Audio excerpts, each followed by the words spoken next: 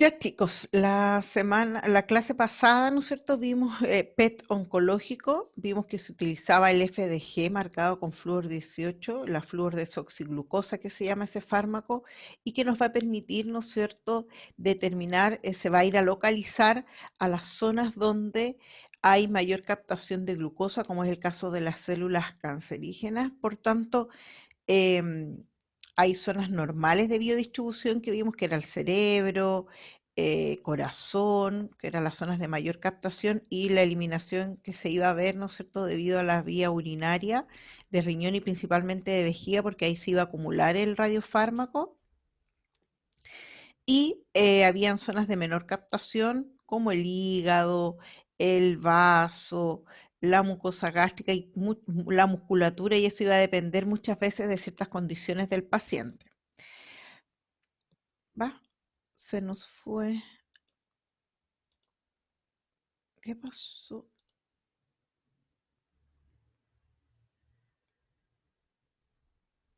Se nos salió. Vamos a volver. Ahí sí ven, ¿no es cierto, chicos? Sí, profe, ahí Sí, sí. Ya, profe. perfecto. Entonces, y podíamos determinar estos focos hipermetabólicos en el fondo, porque lo que vamos a ver en este examen, ¿no es cierto?, en el PET-CT, o ya sea solo PET, dependiendo del servicio, vamos a ver aumento de captación, bueno, en las zonas de biodistribución, pero en aquellas zonas donde pudiésemos determinar incluso células tumorales o tejidos tumorales de menos de 1 centímetro. Por eso era importante, ¿no es cierto?, y la gran importancia de este examen. Y por otra parte, podíamos observar, ¿no es cierto? Y podíamos evaluar este foco hipermetabólico a través del SUB o SAP. SUB por lo general lo denominan. Y este nos va a determinar, ¿no es cierto? Habíamos visto ya la fórmula, pero que la determinaba automáticamente el sistema, el procesador, y nos iba a dar un valor, que lo normal, en un rango normal, era que un tejido normal iba a tener un sub que iba a ir entre los 0,5 a los 2,5. Y cuando superábamos los 2,5 ya había sospecha de malignidad. Mientras más alto sea el valor del sub, más maligno, más agresivo puede ser el tumor. Ya se ha descrito, ¿no es cierto?, que una mayor captación del flúor desoxiglucosa va a estar en aquellos tumores de crecimiento rápido y un comportamiento bastante agresivo, a diferencia de un sub más marcado de siempre sobre los 2,5, porque acuérdense que malignidad va a ser sobre los 2,5. Vamos a tener en aquellos tumores que hay una menor concentración de la glucosa, o sea, un sub de 2,5, 2,6, puede ser aquellos tumores de evolución más lenta. Entonces, con este factor podíamos determinar también la agresividad del tumor y por ende su crecimiento y el daño que podía provocar en el paciente. Por tanto, era súper importante para poder determinar el tratamiento del paciente y recordar, ¿no es cierto?, que con el PET oncológico podíamos determinar incluso tumores de menor de 1 centímetro que con otros estudios no es fácil detectarlo, y lo vamos a ver en estos ejemplos. Acá tenemos un estudio, ¿no es cierto?, de un paciente que vemos las captaciones normales en hígado, vaso, riñón, ¿no es cierto?, debido a la excreción del radiofármaco, pero en la zona, por ejemplo, pulmonar no deberíamos ver mayor captación ni en la zona mediastínica. Bueno, acá está una captación normal, pero acá vemos un foco hipermetabólico que me está detectando, ¿cierto?, un tejido con malignidad o un tejido hipermetabólico que al determinar el sub, ¿no es cierto?, si nos da sobre 2,5 podemos detectar o determinar que son tumores malignos. ¿Ya? Acá tenemos otro paciente en el cual al hacer este es un PET-CT, esta parte es solamente el PET, donde vemos una serie de captaciones a nivel, ¿no es cierto?, de toda la zona torácica y abdominal y pelvis. Pero como no tenemos clara bien la anatomía, al hacer con el PET-CT podemos determinar, ¿no es cierto?, las zonas específicas. Acá está en hueso, los distintos focos acá en hígado, los distintos focos, ¿no es cierto?, de metastásico, porque es un paciente ya, ¿no es cierto?, con una proliferación de la enfermedad. Y lo normal es ver, ¿no es cierto?, el aumento de captación a nivel del cerebro por el mayor gasto de glucosa. Recordar que el FDG es un análogo de la glucosa. Acá tenemos otro caso de un paciente en reestadificación. Este es un paciente masculino de 66 años con un cáncer de pulmón y que se le está realizando post-tratamiento. Entonces, acá podemos determinar, ¿no es cierto?, que persiste un aumento de captación del FDG en los campos pulmonares, sobre todo acá en la región del hilo izquierdo, miren, a nivel de la carina, ahí está, ¿no es cierto?, la zona de la carina. Y también vamos a poder observar en el área de la cadera, ahí pueden observar, ¿no es cierto?, que son posibles metástasis óseas. Este es un estudio PET, acá tenemos el PET-CT, ¿no es cierto?, donde podemos determinar ya y localizar bien, tener la localización exacta gracias a la parte del TAC de estas zonas de hipercaptación. ¿Ya? Más o menos así es como se observan los exámenes de PET-CT. Entonces acá son estudios, ¿no es cierto?, donde estamos determinando focos hipermetabólicos. Acá en realidad en PET no se habla tanto de hipercaptación porque lo que estamos determinando es el metabolismo de esas células debido al consumo de glucosa que tienen y a la captación que van a tener del FDG. Recordar que ya lo vamos a ver, vamos a hacer un recordatorio de todo este contenido en PET neurológico, que es lo que vamos a ver hoy día. Acá tenemos un paciente, ¿no es cierto?, con un linfoma no Hodgkin de células difusas, que este es en una etapa de etapificación, ¿no es cierto? Podemos ver que a nivel de la zona supraclavicular, perdón, y la zona mediastínica, podemos observar ahí, recordad que este es corazón, en la zona mediastínica y supraclavicular, un foco hipermetabólico que después de detectar o determinar el SUB nos dio, ¿no es cierto?, un grado de malignidad. Este paciente fue sometido a tratamiento, a quimioterapia y a radioterapia y se le realiza después, ¿no es cierto?, de los tiempos requeridos, las 4, 8 semanas, 12 semanas o un mes posquirúrgico, dependiendo, ¿no es cierto?, del tratamiento que se le haya realizado, otro PET de control para determinar la evolución y la respuesta al tratamiento del paciente y podemos ver, ¿no es cierto?, que tanto a nivel supraclavicular como mediastínico, mi mouse, ahí está, podemos observar, ¿no es cierto?, que hay una retirada completa o no se observan niveles o zonas de hipermetabolismo, que es lo que estuviera sugiriendo al linfoma. Por tanto, acá hay ¿no es cierto?, hay una buena respuesta al tratamiento del paciente. Estas eran las imágenes que nos faltaron ver de la semana pasada. Acá tenemos un paciente igual con un linfoma de células T. Ustedes saben que hay distintas formas de los linfomas, tanto Hodgkin, no Hodgkin, células difusas, células T, dependiendo, ¿no es cierto?, de las células que estén involucradas en el proceso del linfoma. Y este paciente, ¿no es cierto?, tenía congestiones nasales, habían como datos de sinusitis además. Entonces el PET de acá, en este PET, en este primer PET, ahí sí es que se me marca el otro cuando muevo el mouse, tenemos, ¿no es cierto?, una captación del FDG muy aumentada a nivel de los senos etmoidales, ya llegó a tener un submáximo de 16,4. Posteriormente al tratamiento, ¿no es cierto?, tuvo ciclos de quimioterapia, se observa una gran disminución, ¿no es cierto?, de la captación a nivel de los senos etmoidales. Miren. Y ya acá en este otro control ya no hay evidencia de neoplasia, ¿no es cierto? ¿Por qué? Porque además se le hizo, como acá todavía quedaba, después de 4 ciclos se le volvió a hacer 2 ciclos más de quimioterapia y ya acá podemos demostrar, ¿no es cierto?, que hay una imagen sin demostración de captación de FDG. Ya, por tanto, ahí no hay evidencia ya de actividad neoplásica, aquí en esta última imagen. Entonces, si ustedes pueden determinar, es bastante sensible y muy útil post tratamiento o para ir evaluando un tratamiento en el paciente. Acá tenemos otra paciente con reestadificación post radioterapia y quimioterapia. Era una paciente con cáncer de mama que con una mamografía le hicieron, bueno, se le determinó el cáncer de mama, pero en la resonancia, ¿no es cierto?, las axilas salían negativas, pero se le determinó también realizar un PET y ahí podemos observar que a pesar de que en la resonancia estaba normal, lo más probable porque eran tejidos o tejidos muy pequeños, ¿no es cierto?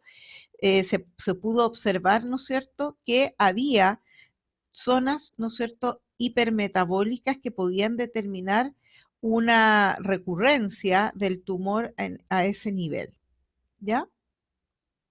Entonces acá nos queda demostrado la importancia nuevamente de este estudio. Acá igual tenemos una paciente que está con una respuesta al tratamiento y podemos ver, ¿no es cierto?, que había una recurrencia nuevamente de la mama izquierda que la pudimos observar en el PET. Ya el TAC no demostraba tampoco metástasis hepáticas y acá podemos observarlo en el PET, ¿no es cierto?, que sí habían metástasis a nivel hepático. Solamente con el TAC no se podía observar. Si hacíamos el PET, podíamos observar y con un PET-CT hubiésemos determinado exactamente las zonas de localización de esta metástasis. Ya posteriormente se hizo tratamiento de quimioterapia y luego de 6 meses del tratamiento acá hacen, ¿no es cierto?, 6 meses de la quimioterapia, esperan el tiempo necesario y se hace un nuevo PET y se ve, ¿no es cierto?, una remisión de la enfermedad. Acá, con el TAC solo no se demostró la metástasis, con el PET se demostró la metástasis. Se hizo el tratamiento al paciente, en un control post-tratamiento se ve la remisión de la enfermedad. ¿Ya? Entonces, nos sirve tanto para diagnóstico, para ir controlando el tratamiento y finalmente, ¿no es cierto?, para evaluar todo el tratamiento final completo que se haya determinado. Muchas veces, como en una paciente anterior que vimos, el paciente está en un tratamiento, se hace el PET, pero se ve, ¿no es cierto?, que todavía hay recidiva de la enfermedad, se vuelve a hacer quizás otro tratamiento y ahí ya podemos ver una remisión completa de la patología. ¿Dudas, consultas en relación a PET oncológico? ¿No, profe? Bueno, ahora vamos a ver PET neurológico, que si bien no es tan de tanta indicación como el PET oncológico, ya les dije que el PET oncológico es, ¿no es cierto?, el de mayor indicación, casi el 90% de los estudios PET es de PET oncológico por la gran utilidad, ya la hemos visto, ¿no es cierto?, con los ejemplos de los exámenes, pero sí igual se realiza el PET, perdón, neurológico. Entonces acá igual el fármaco que vamos a utilizar es la fluordesoxiglucosa. Les voy a hacer igual de nuevo esto para que hacer un recordatorio de la fluordesoxiglucosa, ¿no es cierto?, que tiene un T medio de 110 minutos, se produce en un ciclotrón, por tanto debe estar muy cerca o ahí en el mismo centro de salud donde está el servicio de medicina nuclear. Se administra vía intravenosa, recordar que es un análogo de la glucosa, por tanto va a entrar a la célula a través de los transportadores de glucosa. Pero al entrar, ¿no es cierto?, al ingresar a la célula por los transportadores de la glucosa, este FDG va a ser fosforilado a FDG 6-fosfato por la exoquinasa, igual como sucede con la glucosa, pero debido a la presencia, y esto ya se los había nombrado la clase cuando vimos PET-CT, ¿no es cierto?, debido a la presencia de el flúor 18, este radiofármaco no va a formar parte de la glicólisis, ¿no es cierto?, en la síntesis del glucógeno y finalmente en la formación o la producción de ATP, sino que va a quedar concentrado a nivel de las células, en este caso del cerebro, y se va a unir principalmente a las uniones neuronales, ¿ya? En caso cuando se localiza a nivel cerebral, principalmente en la sustancia gris. ¿Ya? Entonces, la distribución normal, habíamos visto del PET, del flúor desoxiglucosa, va a ser en cerebro, en corazón, en el tracto urinario, que son los sitios de mayor captación el tracto urinario debido a la excreción del radiofármaco y el cerebro y el corazón, cerebro principalmente por el gran consumo de glucosa y corazón dependiendo del ayuno del paciente. Cuando nosotros administramos el FDG, la prioridad en cuanto a la captación o a dónde se va a ir a localizar va a ser el cerebro, ¿ya? Principalmente a nivel, como les decía anteriormente, de la sustancia gris supratentorial como infratentorial. Ya esas van a ser las zonas donde vamos a ver mayor captación por este hipermetabolismo que tiene o mayor consumo de glucosa que tiene estas células, de las del cerebro, al igual que las del tejido, ¿no es cierto?, cancerígeno. El vaso y el hígado dijimos que también iba a tener una actividad de FDG superior al resto de otras, por ejemplo, como el lecho vascular o el páncreas, que no casi prácticamente no lo detecta. Y el intestino y el estómago también va a tener, ¿no es cierto?, una captación, pero va a depender también de las condiciones del paciente, como ya ustedes lo saben. Ya se va a eliminar vía urinaria, por tanto va a haber una mayor captación de esta zona y lo importante es hidratar al paciente, sobre todo para proteger la vejiga. ¿Qué nos va a entregar el FDG en el PET neurológico, en el PET de cerebro? Nos va a entregar información respecto al consumo de glucosa a nivel del cerebro, ¿ya? Y este consumo de glucosa es un parámetro metabólico que nos va a determinar ciertas funciones del cerebro y también si es mayor o menor metabolismo, también está relacionado a ciertas patologías neurológicas o incluso a ciertos trastornos psiquiátricos como depresión, etcétera. Entonces, va a depender del metabolismo de esas células cerebrales o de ciertas células cerebrales, ¿no es cierto? Se relaciona a ciertas patologías neurológicas, ¿ya? Entonces, es bastante importante. ¿Qué nos entrega la resonancia a nivel cerebral? Nos va a entregar una información sobre el volumen, la forma del cerebro, o también la presencia o ausencia de infartos cerebrales. La tomografía nos entrega también información más anatómica de la forma, del volumen, si hay calcificaciones, si hay presencia o no de sangrado. En cambio, el PET, ¿no es cierto?, que es la emisión de tomografía por positrones, nos va a aportar más información sobre el metabolismo, sobre el funcionamiento vivo del cerebro. Esto debido, ¿no es cierto?, a la utilización o no, o a la ausencia o la disminución o mayor captación de glucosa, que se va a unir, ¿no es cierto?, o va a ser captado en aquellas células cerebrales que tienen ciertas patologías, por ejemplo, como el Parkinson, el Alzheimer, ¿ya? Entonces, si unimos el PET con alguna de estos otros dos, ya sea en un PET-CT o en un PET-RM, que es el PET unido a tomografía computarizada o a resonancia magnética, la información que vamos a obtener de ese paciente de su cerebro va a ser mayor porque nos va a dar una información tanto anatómica de la ubicación exacta de las lesiones como del metabolismo. Y el metabolismo del cerebro, más o menos, ¿no es cierto? Mayor captación, me refiero, o menor captación, va a estar relacionada a ciertas patologías neurológicas. Entonces está indicado principalmente para patologías como el Alzheimer, la epilepsia o patología oncológica a nivel cerebral. Ya dijimos el FDG, que es un análogo de la glucosa, y con un T medio de 110 minutos es un emisor de positrones, ¿no es cierto? El FDG, que al administrar al paciente y interactuar con un electrón del paciente, recuerden que tiene un avance estos positrones muy pequeños de 1 a 3 milímetros y que rápidamente interactúa con un electrón del paciente, se va a producir una aniquilación, producto de esta aniquilación física, se va a producir pares, ¿no es cierto?, de fotones gamma de 511 keV cada uno, que van a ir en la misma dirección, pero en sentido contrario. Acá la dosis a administrar está entre 10 a 15 milicurí en forma endovenosa, igual un ayuno de 4 a 6 horas, y también debemos medir la glicemia del paciente. Ya para el PET-CT de cerebro debe estar más o menos menor a 160, 180 miligramos por decilitro. Y el paciente se le administra previamente un reposo de unos 10 minutos Y lo mismo que con el PET oncológico en pacientes diabéticos, no debe administrarse o administrar, mejor dicho, el FDG 2 horas posteriores a la administración de la insulina.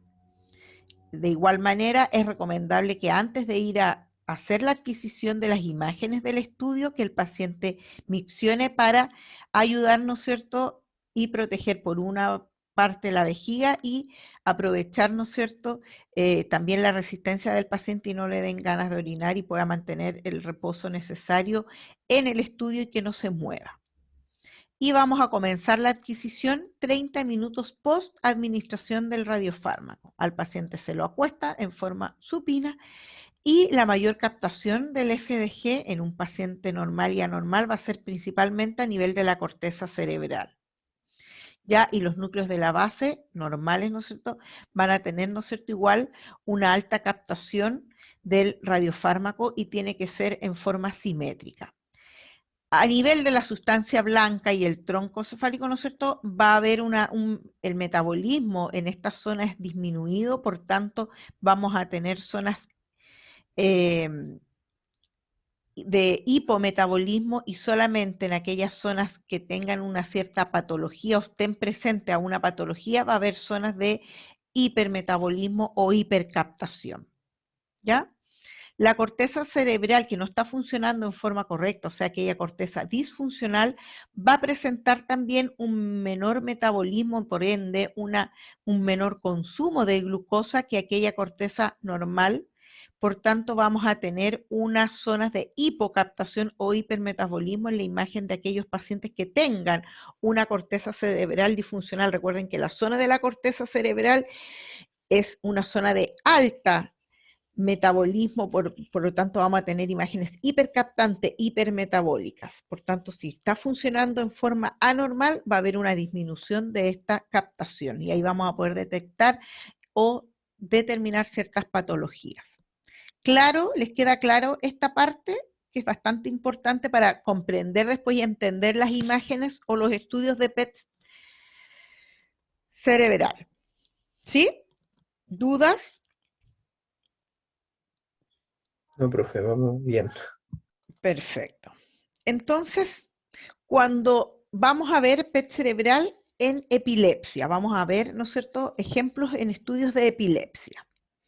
La epilepsia, si nosotros la analizamos, vamos a, en el PET neurológico, vamos a hablar que una situación de epilepsia, un cuadro de epilepsia, cuando está desde su inicio hasta 30 segundos, vamos a hablar que ese es el periodo ictal de la epilepsia. Ictal. Cuando está en el fin de la crisis, terminó la crisis de la epilepsia, hasta un minuto posterior vamos a hablar de la zona interictal, ¿ya?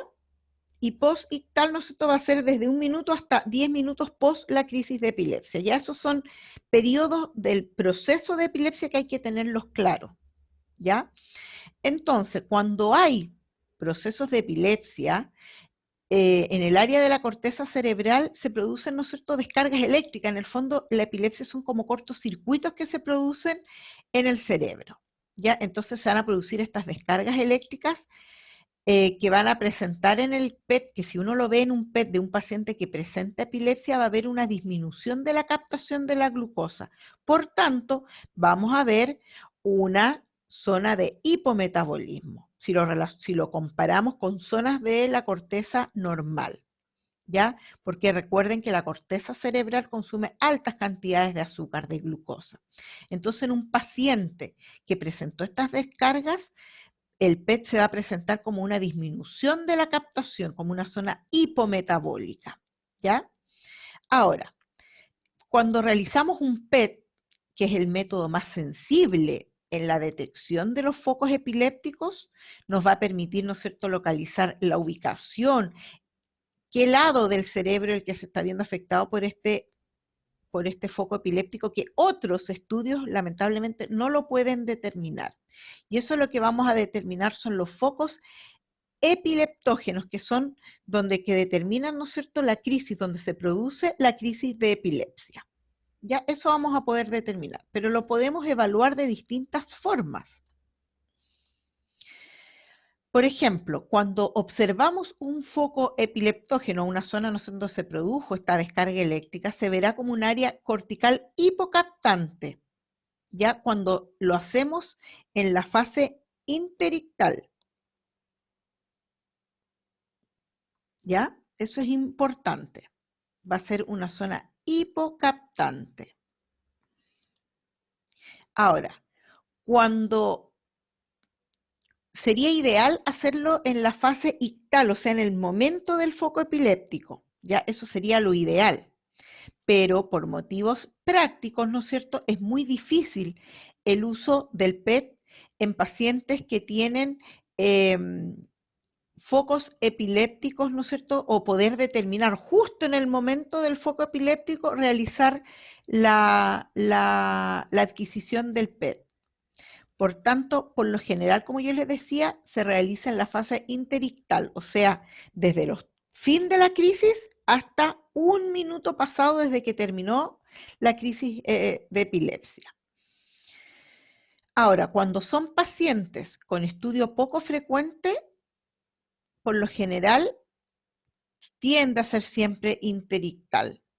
Ahora, cuando son pacientes con crisis frecuentes, es posible determinar o realizar un PET ictal, o sea, en el momento preciso de la crisis. Y ahí nos va a cambiar, porque cuando estamos frente a un paciente que pudimos hacer el PET justo en el momento de la crisis, o sea, en el periodo ictal, que se va a determinar PET ictal, ya no vamos a observar en el paciente un hipometabolismo, sino que una zona hipermetabólica. ¿Ya? Por ejemplo, acá, en este caso, tenemos a este paciente que justo...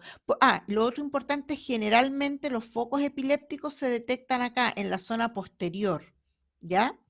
En la zona posterior del cerebro, o baja, mejor dicho. Se va a detectar, acá tenemos un paciente con un foco en un PET ictal, en un foco hipermetabólico.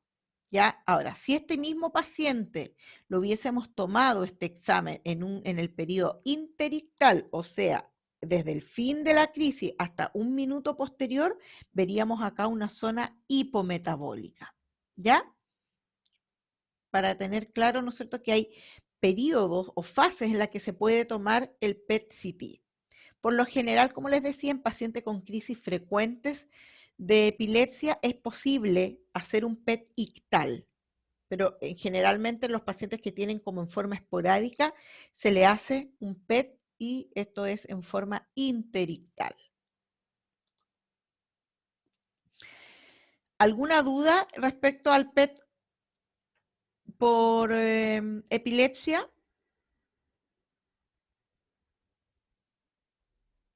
No, profe. Ya. En el caso de tumores cerebrales, sobre todo cuando estamos hablando de tumores cerebrales primarios, el PET es de gran utilidad, sobre todo cuando se está haciendo la evaluación inicial del paciente y también, por supuesto, cuando hacemos el seguimiento del tratamiento. ¿Por qué? Porque nos va a permitir detectar recidivas tumorales. Es bastante sensible. Es como un PET oncológico. Ya acá pasamos un poquito a lo que cuando hablamos del PET oncológico. ¿Ya? Y claramente, si hiciéramos solamente el PET, va a tener menor utilidad si la acompañamos con un PET-CT o sobre todo a nivel cerebral con un PET con resonancia. ¿Ya? Eso es bastante importante tenerlo claro, eso se los doy para que lo sepan, ya porque eso es lo que más o menos hablamos en PET-CT. También podemos evaluar el Alzheimer, ¿ya? Y dentro de los PET cerebrales está para Alzheimer. Van a haber zonas de mayor o de menor hipermetabolismo, por tanto, nos va a permitir evaluar el funcionamiento neuronal en estos pacientes. Se va a acumular al igual, ¿no es cierto?, a nivel de la corteza cerebral, principalmente dijimos que se acumulaba a nivel de la sustancia gris, que es la zona de la corteza cerebral. Entonces, el PET en caso de los pacientes con Alzheimer, tiene la ventaja, ¿no es cierto?, de discernir de manera precoz esta patología. ¿ya? Sobre todo si lo complementamos con un PET-CT o un PET-RM, ¿ya? Y por ende poder entregar un tratamiento adecuado al paciente. Por lo general, el patrón se ubica a nivel parietotemporal, ¿ya? En esta zona. Acá tenemos un paciente, ¿no es cierto? Y lo importante también es que por lo general es asimétrico, ¿ya? No siempre va a tener una simetría que en ambos lados, sino que es más asimétrico. Acá tenemos un paciente normal y si ustedes se fijan acá un paciente con Alzheimer, ¿ya? Que lo podemos ver más en esta zona temporoparietal, que es por lo general se ubican las zonas, ¿no es cierto? O es donde demuestra, es donde afecta a los pacientes con Alzheimer el PET. Ay, parece que antes me equivoqué y se los dije en los pacientes epilépticos. Ahora estoy recordando que parece que se los dije, este patrón es un patrón de medicina nuclear, pero me corrijo, es en los pacientes con Alzheimer. Los focos epilépticos pueden ser en cualquier zona, muchas veces en la zona frontal, pero también en las zonas temporales. Igual se da en las zonas parietales, occipitales, pero principalmente es en las zonas, en cualquier zona, ya la epilepsia. En las zonas posteriores, ¿no es cierto?, más temporoparietales son en el Alzheimer. Acá si vemos, este es un estudio, ¿no es cierto?, donde no se puede mostrar y si lo pudiésemos complementar con el PET, claramente podríamos observar estas zonas porque va a estar en función del metabolismo de la corteza cerebral. Acá tenemos un paciente normal, acá un paciente, ¿no es cierto?, mediana con un Alzheimer en una etapa media y acá, ¿no es cierto?, ya hay, o con un problema, ¿no es cierto?, cognitivo principalmente, quizás todavía no está el diagnóstico de Alzheimer, sino que es más bien un problema cognitivo del paciente. Y acá podemos observar ya un paciente con Alzheimer, ¿no es cierto?, estas zonas marcadas de hipermetabolismo, ¿ya? Recuerde que también nos permite evaluar problemas, ¿no es cierto?, depresivos en el paciente. Por eso hay que hacer bastante bien la diferenciación del diagnóstico y eso se hace con la clínica del paciente. Otro utilidad que tiene el PET cerebral es para el Parkinson, ¿ya? Y acá principalmente lo que se utiliza es la fluordopamina, también es una dopamina marcada con flúor 18, y la dopamina es fundamental para evaluar el Parkinson. ¿Por qué? Porque se va a localizar principalmente en los ganglios basales, como lo podemos ver acá. Acá tenemos un paciente normal y acá un paciente donde por lo general es asimétrico y vamos a observar, ¿no es cierto?, un hipometabolismo de uno de estos ganglios basales y un paciente es un patrón característico de los pacientes con Parkinson, perdón, ¿ya? Entonces, la patología es como un poquito confusa el diagnóstico del Parkinson cuando lo hacemos principalmente, porque a veces esos temblores tienen que ver del paciente, o no todos los pacientes comienzan con temblores, porque hay una degeneración, ¿no es cierto? Y hay atrofias multisistémicas en el paciente. Entonces, hay patologías muy similares al Parkinson y es importante determinarlo, ¿no es cierto?, si esa patología realmente es Parkinson o no, y eso lo podemos hacer de acuerdo a al hipometabolismo, o sea, al metabolismo, a la captación que vamos a observar de los ganglios basales. Ya en un paciente sin Parkinson y que pueda tener otra patología, la captación a nivel de los ganglios basales va a ser homogénea. En cambio, en un paciente con Parkinson y que se pudiese estar sospechando de Parkinson u otras patologías al hacer el PET cerebral y observar, ¿no es cierto?, esta zona, por ejemplo, en este paciente hipometabólica en estos ganglios basales, estamos confirmando el Parkinson. Ya por eso es útil en este tipo de patologías también. Creo que ese es el último. Ah, no. Ah, no, acá igual hay pacientes, un paciente normal y acá hay un paciente con Parkinson ya mucho más avanzado porque vemos Ambos, ¿no es cierto? Yo les decía que por lo general es asimétrico, principalmente en las fases primarias o precoces del Parkinson, pero ya un paciente con un Parkinson más avanzado vamos a ver así, una disminución bilateral de los ganglios basales, ¿ya? Y acá podemos ver un paciente que este es un paciente normal, acá un paciente con Parkinson, vemos, ¿no es cierto?, esta disminución, un cierto tratamiento que no lo va a sanar al paciente, no lo va a recuperar 100%, pero sí podemos ver, ¿no es cierto?, una remisión relativa de la patología porque empieza a haber, ¿no es cierto?, mayor o se ve en comparación con cuando estaba en su etapa sin tratamiento, una remisión y una mejora en el metabolismo de los ganglios basales. Eso. Eso es, ¿no es cierto?, lo que estamos viendo con PET neurológico. ¿Dudas? ¿Consultas?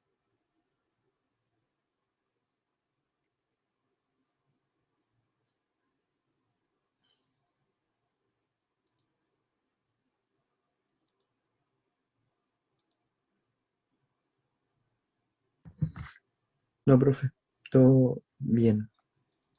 No es difícil, si ustedes se fijan, no es difícil, pero hay que ir entendiendo bien, pero creo que todo lo de la glucosa, análogo de la glucosa, eso ya se los he dicho un montón de veces, así que creo que vamos a andar bien.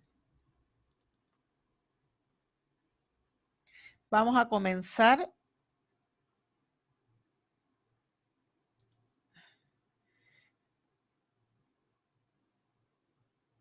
con PET cardíaco, vamos a dar un inicio y lo vamos a terminar de ver el día jueves. El jueves yo les había mandado que desde las 10 de la mañana hasta las 10 de la noche creo que iba a ser el práctico, pero lo vamos a cambiar desde las 12 a las 12. ¿Por qué? Porque hay compañeros que están en clínicas 2, ¿ya? Entonces para que sea como más parejo para todos el tiempo. Nadie debe práctico ni nada, ¿no es cierto? Los que deban evaluaciones tienen que coordinarse ya sea conmigo o con Camila, por favor, porque si no,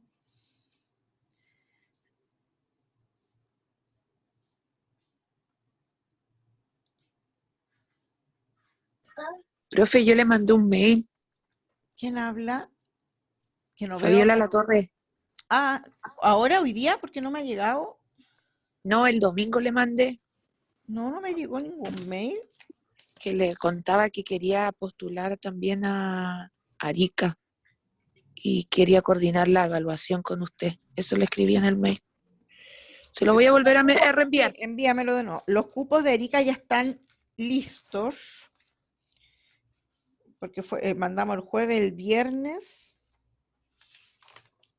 Ya están listos los cupos de Erika, por lo menos para este semestre. ¿Ya? Tengo que ver qué va a pasar si es que nos van a seguir permitiendo después pacientes. Pero por ahora ya están listos los cupos de Erika. Ya, como les escribí ayer, también estamos ok ya con LIRCAI, ya se nos generaron, ya se nos abrió el campo clínico en LIRCAI, ya confirmado, ya están los primeros 3 pacientes, porque más, o sea, primeros 3 pacientes, los 3 primeros alumnos, porque más encima nos dieron 3 cupos, maravilloso. Pero me decía el tecnólogo coordinador que puede, la tecnóloga, porque es una tecnóloga, Francisca, que terminando estos 3 alumnos, ella piensa que sí podría haber otro grupo de 3. Ya esto ya sería en diciembre. Ya, eso es lo que tenemos habilitado por ahora. ¿Usted dónde había quedado, Fabiola? En Iquique. Sí, profe, en Iquique. Sí. Pero como le Pero digo, como ya, tengo una bebita, entonces por eso quería pero ver yo si les podía. dije el jueves y el jueves y viernes, pues di plazo hasta el viernes, jueves y viernes vimos eso y ya quedó. Tendría que esperar para Iquique, para Arica. Déjame ver si es que nos van a dejar después seguir pasando alumnos, porque justamente todos los,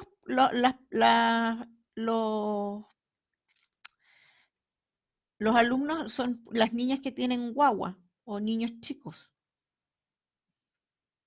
Me deberías haber escrito el mismo jueves o el viernes, pues hija. Bueno, para haber hecho la selección. Profe, no se preocupe porque yo el segundo semestre tengo que dar un ramo. Por eso había postulado en diciembre o en el segundo o en el tercer grupo. Vamos, pues, hija. Ah, claro, pues tú si todavía no terminas, entonces no puedes porque no vas a estar. Sí, verdad, si me dijo Joana tu situación, tienes toda la razón que yo te había dejado aquí marcada. Sí, ya. Entonces, vamos a ver. Y alguien más era con esa misma situación, no me puedo acordar quién era. Alguien más era, pero ahí la Joana me lo mandó el otro, ayer, esa información que dije que revisara bien ¿cómo se llaman? Las situaciones de ustedes. Ya. Entonces, vamos a ver ahora, vamos a avanzar un poquito en PET cardíaco. Ya. Bueno, vimos ya SPET cardíaco, ¿no es cierto? Que veíamos que podíamos determinar si el paciente estaba con una isquemia o con isquemia e infarto, ¿no es cierto? O una necrosis, que en el fondo es el infarto. Pero con el PET cardíaco vamos a tener una mayor precisión que el SPEC. Ya es un estudio que dura menos, ¿no es cierto? Y también la radiación es menor que el SPEC, la radiación hacia el paciente. Vamos a poder, ¿no es cierto?, evaluar, ¿no es cierto?, también la isquemia, vamos a poder evaluar la viabilidad del paciente. Ya es importante. Vamos a poder evaluar enfermedades cardíacas también. Entonces, vamos a administrar al paciente un radioisótopo, como ustedes ya saben, que emite positrones y que al entrar en contacto, ¿no es cierto?, con un electrón del paciente va a emitir estos dos rayos gamma de la misma energía, pero que van a tener la misma dirección, pero que van a viajar en sentidos opuestos. Si ustedes se fijan en todos los clases de PET, ya sea oncológico, les vuelvo a poner esto como para que les quede bien clara. Vamos a tener, ¿no es cierto?, la ventaja en este estudio que vamos a tener un fondo residual bastante bajo. Por tanto, se pueden administrar, ¿no es cierto?, dosis de acuerdo a los distintos procesos que vamos a poder realizar al paciente en forma repetida.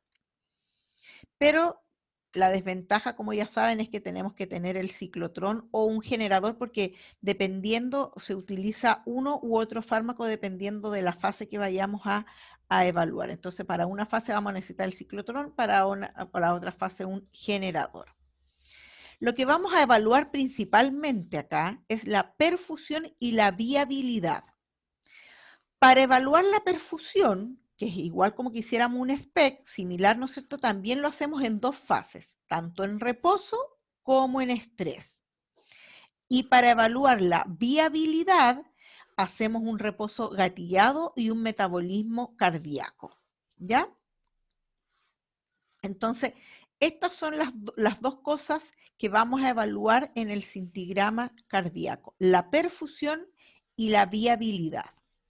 Para la perfusión, tanto en reposo y en estrés, y la viabilidad hacemos un reposo gatillado, un metabolismo cardíaco.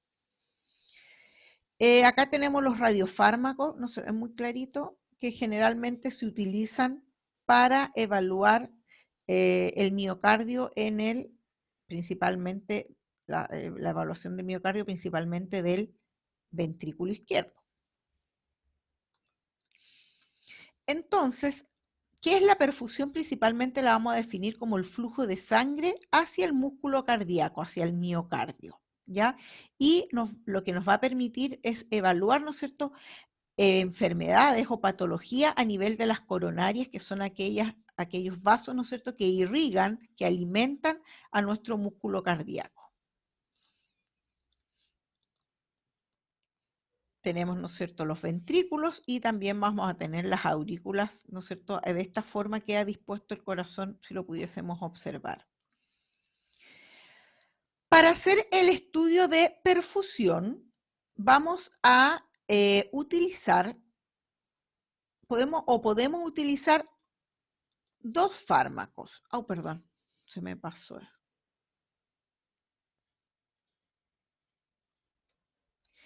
el nitrógeno 13, o se llama nitrógeno 13 amoniacal, ¿ya?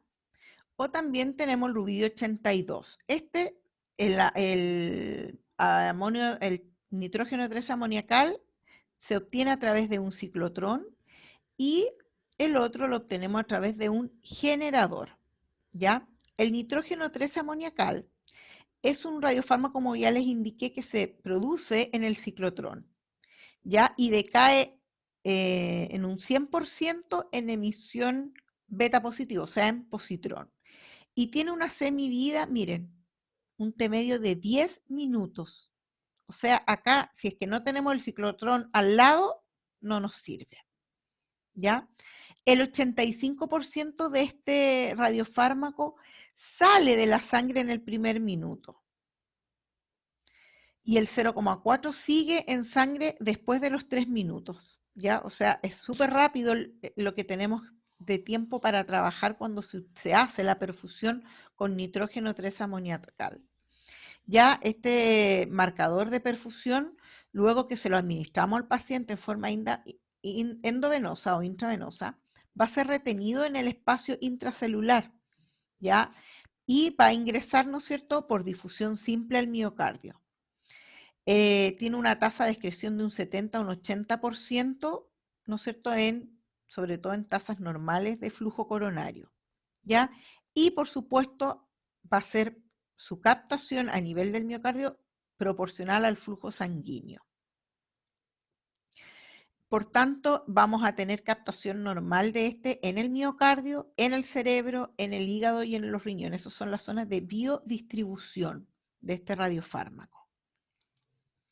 En cuanto al rubidio 82, este se obtiene de un generador, por tanto, se denomina este generador comercialmente Cardiogen, y ahí tiene una vida útil de 1 mes. Por tanto, a pesar de que su semivida física es de 78 segundos, ¿ya? Pero al ser obtenido por un generador, mucho más económico y más fácil también de obtener, es el que más se utiliza, ¿ya? Este es un análogo del potasio, ¿ya? Y al igual que el talio, ¿se acuerdan que el talio era un análogo del potasio? Va a ser captado a nivel de las células del miocardio por transporte activo a través de la bomba de sodio y potasio. La tasa de extracción va a ser del 60% en aquellos pacientes con tasas normales de flujo coronario, ¿ya? Y la captación del rubidio 82 por el miocardio va a ser igualmente, al igual que el nitrógeno, proporcional al flujo sanguíneo. También es captado por la glándula tiroidea, ya por tanto va a recibir la más alta tasa de dosis y posteriormente los riñones, ya que es parte de su vía de excreción, ¿ya? Y este en realidad es el que más se utiliza por la facilidad, a no ser que tengas o en ese servicio donde haya un ciclotrón ahí. Entonces, vamos a preparar al paciente con unas 4 horas de ayuno. Es ideal de la noche anterior, ¿ya? No tener ingesta de alimentos ni alimentos con santina, ¿ya? Y vamos a pausar, si es que el médico lo determina así, el consumo o la administración de los medicamentos que esté consumiendo el paciente de tipo cardiovascular. El paciente se pone en decúbito supino y los brazos van sobre la cabeza. Ya, la administración va a ser para el nitrógeno 13 dosis de 10 a 20 milicurie vía intravenosa y 5 minutos post administración de este medicamento se hace la adquisición de las imágenes, ¿ya? En cambio, el rubidio 82 tiene una dosis más alta de 40 a 60 milicurie y la administración de esta tiene que ser más o menos entre 30 y 60 segundos, no es una administración rápida, ya no es en bolo como los otros fármacos, sino que esta tiene que ser más lenta y inmediatamente se administra, prácticamente se comienza la adquisición, ya a los 2 minutos post administración.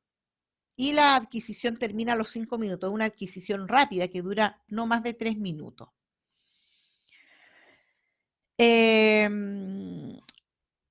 También va a tener una peor resolución claramente porque estos positrones viajan aproximadamente 13 milímetros antes de destruirse. Sin embargo, es mucho mejor la calidad que si hiciéramos un estudio SPEC con talio, ¿ya? Así que igual se hace con rubidio. Se va a realizar, ¿no es cierto?, un segundo estudio tras intervención farmacológica, como les puse acá, para inducir la fase de estrés. Acá la fase de estrés sí o sí es farmacológica, ya sea con dipridamol o con adenosina, ¿ya? Y se utiliza el mismo protocolo del SPEC. Ya, entonces, esta es la fase de perfusión, la que vimos primero. Acuérdense que la perfusión la vamos a ver en reposo y en estrés. Se hace la fase de reposo. Posteriormente se induce el estrés, ya sea con dipridamol o adenosina, principalmente con dipridamol, y se obtiene la adquisición de SPEC. Y se utiliza el mismo protocolo que el SPEC, perdón, la adquisición de estrés, y se utiliza el mismo protocolo de SPEC. ¿Ya? Entonces, acá vamos a hacer, les hice una línea de tiempo igual porque encuentro que es más fácil, igual como lo hicimos con el SPEC cardíaco. Primero se hace el TAC, ¿no es cierto? Luego se va a hacer la administración del rubidio. En este caso vamos a utilizar, por ejemplo, el rubidio, si lo hacemos con rubidio 82, de 40 a 60 milicurí en forma intravenosa, y a los 2 minutos comenzamos la adquisición del reposo. Terminamos la adquisición del reposo, se administra el dipridamol, ¿no es cierto?, para generar la fase de estrés del paciente, y se realiza la adquisición de estrés, ¿ya? O con nitrógeno 13 también se realiza la administración si fuera en caso con nitrógeno, se administra el nitrógeno y se realiza la adquisición a los 5 minutos. Ahora, ¿qué pasa? Este cuadro que le estoy haciendo acá, hacemos para el reposo, se está haciendo con rubidio, y el estrés con nitrógeno, ¿ya? También se hace de esta manera. Acá se realiza el estrés farmacológico y luego administro esta dosis, ¿no es cierto?, para hacer la fase de estrés, y utilizo en la fase de estrés el nitrógeno 13. ¿Ya? También se puede realizar de esta manera el protocolo. Profe, yo puedo utilizar un mismo radiofármaco para ambas. Sí, también yo he visto Ah, en servicios que utilizan el mismo radiofármaco. Ya, vamos a llegar hasta acá para poder después ir evaluando las imágenes y también hacer la fase de viabilidad, que ahí es un poquito más complejo porque ahí encontramos el miocardio atontado, etcétera. Y eso lo vamos a ver el jueves, que vamos a terminar nuestra clase de medicina nuclear, nuestras cátedras. Estoy viendo y evaluando la posibilidad de la otra semana de hacer, espérenme, déjenme